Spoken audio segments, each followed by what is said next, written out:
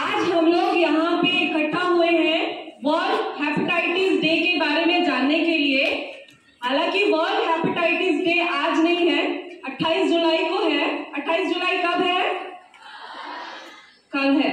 लेकिन हम लोग इसके बारे में जानेंगे कि हेपेटाइटिस क्या होता है। जब भी किसी शब्द में हेपेटिक वर्ड आ जाता है तो इसका मतलब है लिवर से संबंधित। सब लोग जानते हैं लिवर के बारे में। तो लिवर हमारे शरीर का सबसे बड़ा ग्रंथि है जो हमारे पेट के ऊपर राइट साइड में होता है।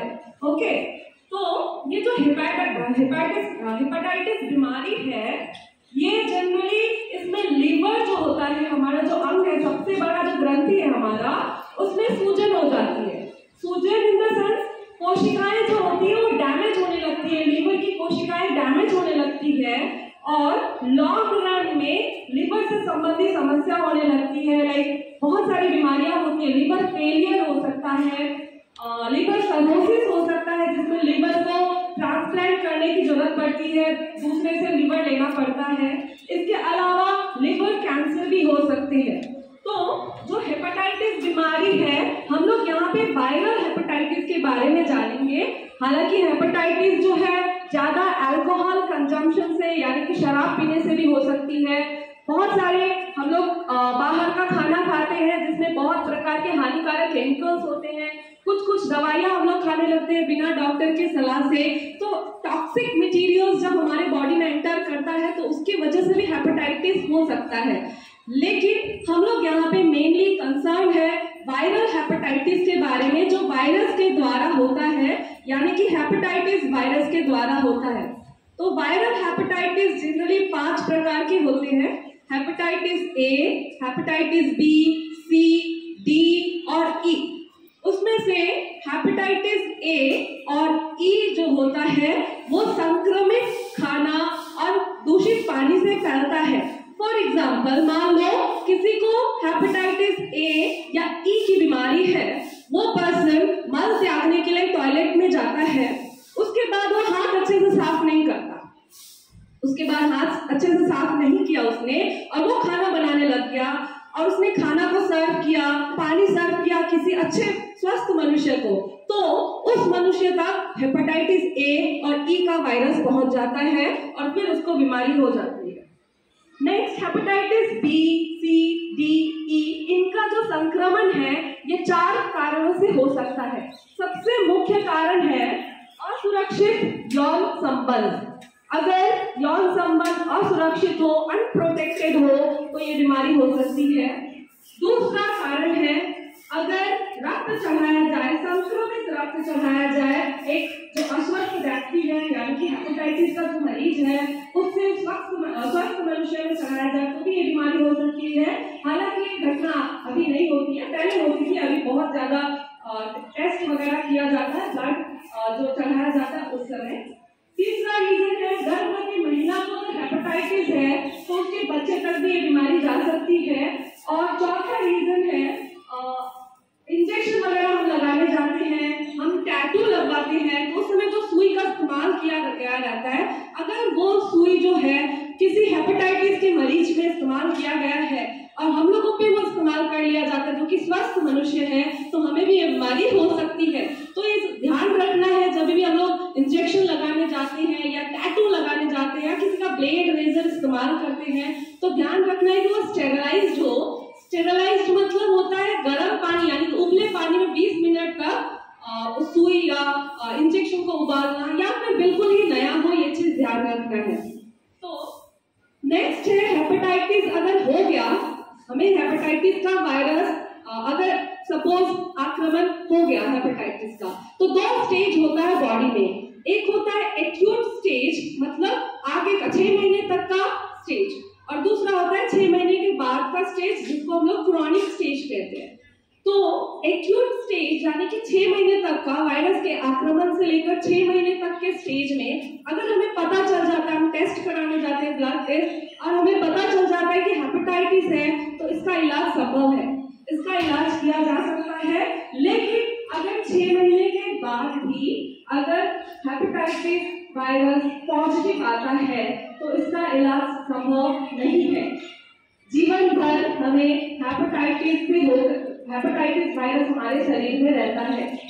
भले इसका इफेक्ट को कम किया जा सकता है दवाइयों से, बट इसको पूरी तरह से खत्म नहीं किया जा सकता। यहाँ पे हम लोग हेपेटाइटिस बी के बारे में जानेंगे, क्योंकि सबसे ज्यादा hepatitis A, B, C, D, E में सबसे कॉमन है हेपेटाइटिस बी। प्राय जितने भी लिवर कैंसर होते हैं उसमें से 80% लिवर कैंसर हेपेटाइटिस बी के कारण होते हैं।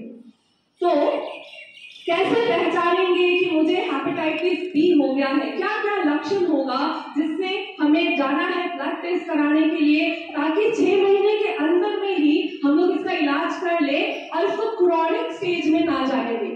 इसके लिए हमारे में जो सिम्टम्स या लक्षण देखने को मिलेगा वो है, सबसे पहले तो 14 हफ्ते के बाद जॉन्डिस बीमारी होगी। पीलिया, सब लोग जानते हैं जॉन्डिस के बारे में, जिसमें आंखों का जो ये व्हाइट वाला परत है जिसको हम लोग स्क्लेरा कहते हैं, वो येलो कलर हो जाता है। त्वचा का रंग येलो कलर होने लगता है, मूत्र का रंग येलो कलर होने लगता है। तो जॉन्डिस बीमारी इसका लक्षण है। इसके अलावा उल्टी आना, बुखार, जी मचलाना, उसके बाद जोड़ों में जॉइंट पेन, मांसपेशियों का दर्द, उसके बाद पेट के जो राइट साइड जहाँ पे हमारा लिवर है, पेट के ऊपर राइट साइड में यहाँ पे दर्द होता है। तो हो सकता है इसमें से कोई एक लक्षण किसी में देखने को मिले, सभी लक्षण ना भी देखने को मिले, तो उसी समय ब्लड टेस्ट के लिए जाना है, ताकि 6 महीने के अंदर ही इसका इलाज किया जा सके। और हेपेटाइटिस का बचाव किया जा सकता है। इसके लिए वैक्सीन अवेलेबल है। हेपेटाइटिस बी का वैक्सीन अवेलेबल है, जो कि सबसे ज्यादा असरदार और कारगर है। जब बच्चा जन्म लेता है उसके 24 घंटे के अंदर हेपेटाइटिस बी का वैक्सीन दिया जाता है, फर्स्ट डोज, और उसके कुछ महीने के अंतराल में बाकी 2 डोज दिया जाता है। टोटल 3 डोज वैक्सीन का दिया जाता है। और उसके बाद अगर हेपेटाइटिस होता है तो बूस्टर डोज दिया जाता है। तो ये सबसे ज्यादा कारगर मेथड है वैक्सीन लगाना। इसीलिए अपने आसपास जो भी गर्भवती महिला है उनको इनके बारे में अवेयर करना है, जागरूक करना है आप लोगों को। और नेक्स्ट है हमें प्रिवेंटिव मेजर्स उठाने हैं, ताकि वो दिन ही ना आए कि हमें हेपेटाइटिस हो। क्या क्या कर सकते हैं हम लोग इंडिविजुअल लेवल पे? हम लोग साफ सफाई का अच्छे से ध्यान रख सकते हैं। हम लोग किसी और का टूथब्रश, तौलिया, ब्लेड, रेजर, ये सब हमें शेयर नहीं करना चाहिए। स्वस्थ भोजन और शुद्ध पानी हमें पीना चाहिए। इसके अलावा अल्कोहल, शराब, ये सब से दूर रहना है। असुरक्षित यौन संबंध ये सब नहीं होने देना है। और इसके अलावा वजन, अपना जो वजन है उसको कंट्रोल में रखना है। और साथ साथ व्यायाम, योगा और टहलने की आदत अपने लाइफस्टाइल में, अपनी जिंदगी में डालना है।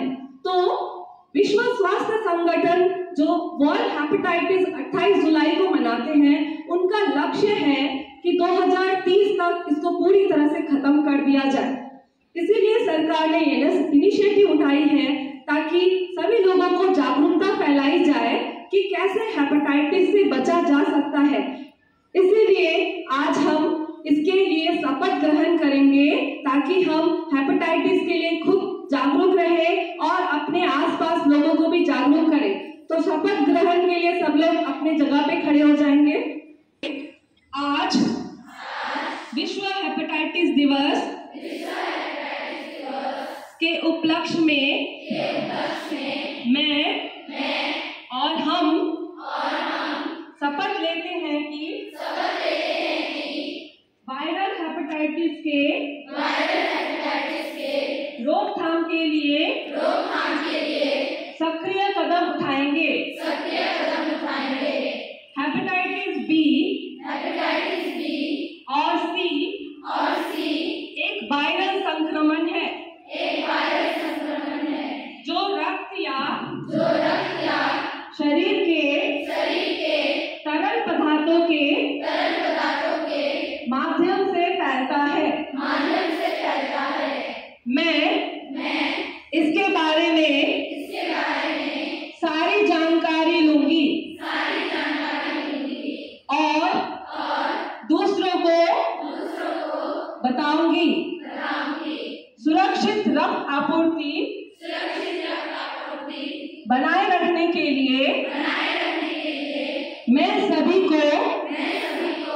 उचित उम्र में रक्तदान के लिए प्रोत्साहित करूंगी। मैं हेपेटाइटिस बी के बचाव के लिए परिवार और परिचितों के बीच नवजात शिशुओं का वैक्सीनेशन सुनिश्चित करूंगी। मैं साफ सफाई बनाए रखूंगी। दूसरों के इस्तेमाल किए गए ब्लेड, रेजर, टूथब्रश, तौलिया, टैटू सुइयों का इस्तेमाल नहीं करूंगी। मैं हर प्रकार के नशे से दूर रहूंगी। हेपेटाइटिस ए और ई मुख्य रूप से दूषित पानी और भोजन से फैलता है। इसलिए खाने से पहले अपने हाथ साबुन से धोऊंगी। स्वस्थ भोजन खाऊंगी और शुद्ध पानी पीऊंगी। मैंने आज यह सीखा है और दूसरों को भी बताऊंगी कि हेपेटाइटिस बी और सी का पता लगाने के लिए ब्लड टेस्ट ही एकमात्र तरीका है।